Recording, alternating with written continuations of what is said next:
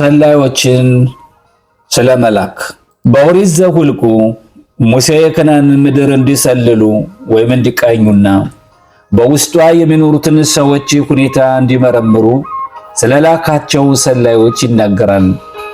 ጠንካራ ወይም ደካማ መሆናቸውን እና በተመሸጉ ከተሞች ውስጥ እንደሚኖሩ ወይም እንደማይኖሩ እንዲሁም የምድሪቱን ሁኔታ እንዲመረምሩ።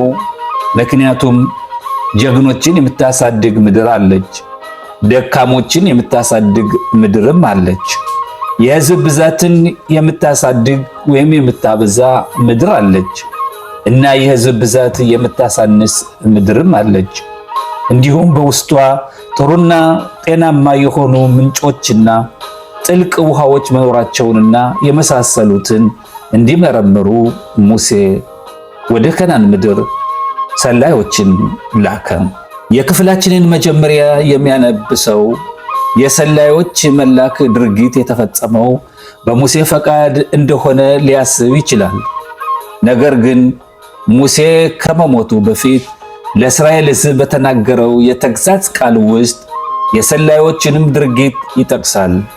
እናም እዚያ እንዲህ ይላል፣ ሁላችሁም ወደ እኔ ቀረባችሁ፣ ከእኛ በፊት ሰዎችን ላክ፣ ምድሪቱንም ይመርምሩልን፣ የምንወጣበትንም መንገድና የምንገባባቸውንም ከተሞች ቃል ይመልሱልን አላችሁ ሲል በኦሪት ዘዳግም ምዕራፍ 1 ቁጥር 22 ላይ ተጽፏል። ከዚህ የሙሴ ቃላት የምንማረው የእስራኤል ሕዝቦች በነበራቸው አነስተኛ እምነት የተነሳ ሙሴ ምድሪቱን እንዲሰልሉ ሰላዮቹን እንዲልክ የገፋፉት እነሱ መሆናቸውን ነው። ነገር ግን ሙሴ በበኩሉ ይህንን ፈጽሞ አልፈለገም ነበር።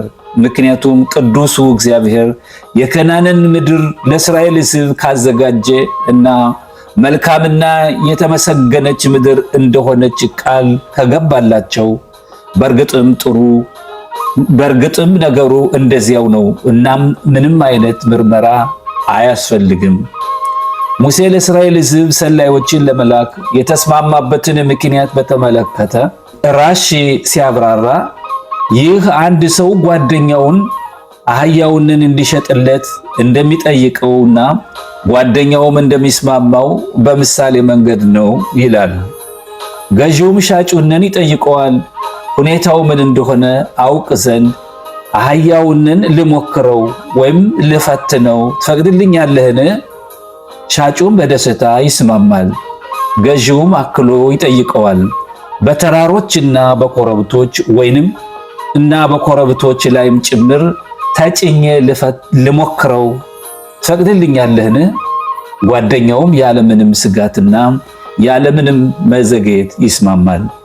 ገዢውም ጓደኛው ያለምንም ስጋትና ያለምንም መዘግየት ለሁሉም ነገር እንደተስማማ ባየ ጊዜ የሻጩ መልሶች በራሳቸው የአህያውን ጥሩ ሁኔታ ስለሚያረጋግጡ ምንም ሳይሞክረው ወዲያውኑ ይገዛዋል።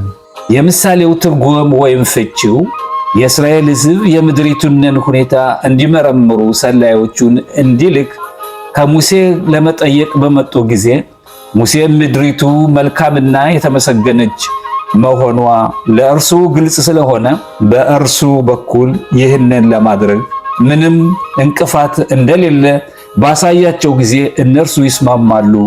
እናም ይህንን ሐሳብ ይተውታል ብሎ አስቦ ነበር። ነገር ግን የእስራኤል ሕዝብ ሆኖም በዚህ ላይ አጥብቀው ጠየቁ። እናም ያኔ ሙሴ እምቢታው በምድሪቱ ውስጥ ጉድለቶችና እንከኖች ስላሉ ነው ብለው እንዳያስቡ ሊከለክላቸው አልቻለም። እናም ስለዚህ ተግባር የሚውሉ ለ12 የተመረጡ ሰላዮችን ከእያንዳንዱ አንድ ነገድ መረጠና ምድሪቱን የመሰለልን ተልኮ ሰጣቸው።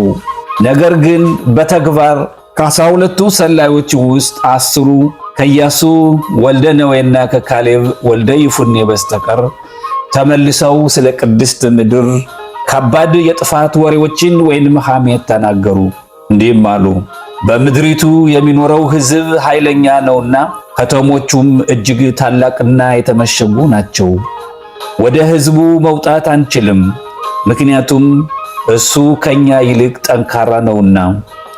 ልንሰልላት ያለፍንባት ምድር የሚኖሩባትን የምትበላ ምድር ናት አሉ። በሰላዮቹም ቃል ምክንያት በሕዝቡ ሁሉ ልብ ውስጥ ፍርሃት ገባ። እናም ወደ ምድሪቱ ለመግባት የነበራቸው መልካም ፈቃድ ከልባቸው ተወገደ። ሕዝቡም ሁሉ በለቅሶ መጮህና በሙሴና በአሮን ላይ ማንጎራጎርም ጀመሩ። እንደተባለው ማኅበሩም ሁሉ ድምፃቸውን አነሱ፣ ጮኹም። ሕዝቡም በዚያች ሌሊት አለቀሱ። የእስራኤልም ልጆች ሁሉ በሙሴና በአሮን ላይ አንጎራጎሩ። ማኅበሩም ሁሉ በግብፅ ምድር ምነው በሞትን፣ ወይንም በዚህ ምድረ በዳ ምነው በሞትን፣ በሰይፍ እንወድቅ ዘንድ ሚስቶቻችንና ልጆቻችንም ምርኮ እንዲሆኑ እግዚአብሔር ወደዚች ምድር ለምን ያወጣናል? ወደ ግብፅ መመለስ አይሻለንምን? አሏቸው። እናም ኢያሱ ወልደ ነዌና ካሌብ ወልደ ይፉኔ ሕዝቡን ለማስደሰት ወይም ለማረጋጋት እና የሰላዮቹ ቃል መሰረቱ ውሸት እንደሆነና እውነታው ግን ምድሪቱ እጅግ በጣም መልካምና የተመሰገነች መሆኗን ሊያስረዷቸው በሞከሩ ጊዜ ሕዝቡ ሁሉ ተነሱባቸውና በድንጋይ ሊወግሯቸው ፈለጉ። በሚድራሽ ያልኩት ሽሞኔ ክፍል ውስጥ እንደተጻፈው በድንጋይ በእርግጥ እንደወገሯቸው ተብራርቷል። ነገር ግን እግዚአብሔር ዳመና ጋረዳቸው ወይም ጠበቃቸውና ድንጋዮቹን ሁሉ በውስጡ ተቀበለ። ይህ ሕዝቡ ባህሪ ወይም ድርጊት የሙሴን ቃል በእግዚአብሔር ቃል ላይ መሰረት ያደረገውን እንዲሁም የሁለቱን ጻድቃን የኢያሱ ወልደ ነዌንና የካሌብ ወልደ ይፉኔ ስለ ምድሪቱ ሁኔታ የሰጡትን ምስክርነት ሙሉ በሙሉ የሚቃረን ቢሆንም ከሰላዮቹ ቃል ጋር ሙሉ በሙሉ በመተባበርን ወይም መስማማትን ያሳየ ነበር። እናም በቀጥታ በእግዚአብሔር ላይ እጆችን እንደማንሳት ተቆጠረ። በዚህ ምክንያት ከሰላዮቹ ድርጊት በኋላ ተፈረደ። በዚያ ትውልድ ሁሉ ላይ በምድረ በዳ ለ40 ዓመታት እንዲንከራተቱ ወይም እንዲዞሩ ተፈረደ። ሰላዮቹ በክፉ ሐሳብ ምድሪቱን በሰለሉባቸው 40 ቀናት አንጻር ለአንድ ቀን 1 ዓመት የመጨረሻው ሰው በምድረ በዳ እስኪሞት ድረስና ከነርሱ አንድም ሰው ምድሪቱን ለማየት አይታደልም የሚል ውሳኔ እግዚአብሔር ወሰነ እና ከነርሱ በኋላም ልጆቻቸው ብቻ ምድሪቱን ለማየት ይታደላሉ። በሰላዮቹም ላይ ወዲያውኑ በዚያው ቅጽበት ከባድና የተለየ ሞት ተፈረደባቸው። እንደተባለው ስለ ምድሪቱም ክፉ ወሬንን ወይም ሐሜትን ያወጡ ሰዎች በእግዚአብሔር ፊት በመቅሰፍት ሞቱ። ኦሪት ዘኍልቍ ምዕራፍ 14 ቁጥር 37። ራሺ በሶታ 35 ገጽ 1 ባሉት ጠቢባን ቃላት ላይ በመመስረት ሲያብራራ ለነሱ በሚገባው ሞት እንደሞቱ ይገልጻል። በዓለም እምብርት ላይ በምትገኘው በእስራኤል ምድር ላይ ክፉ በመናገር በምላሳቸው ኃጢአት ስለሰሩ ስለዚህ ቅጣታቸው በቅጣት አንጻር ቅጣት በተግባራቸው ልክ ምላሳቸው እስከ እምብርታቸው ድረስ ረዘመ።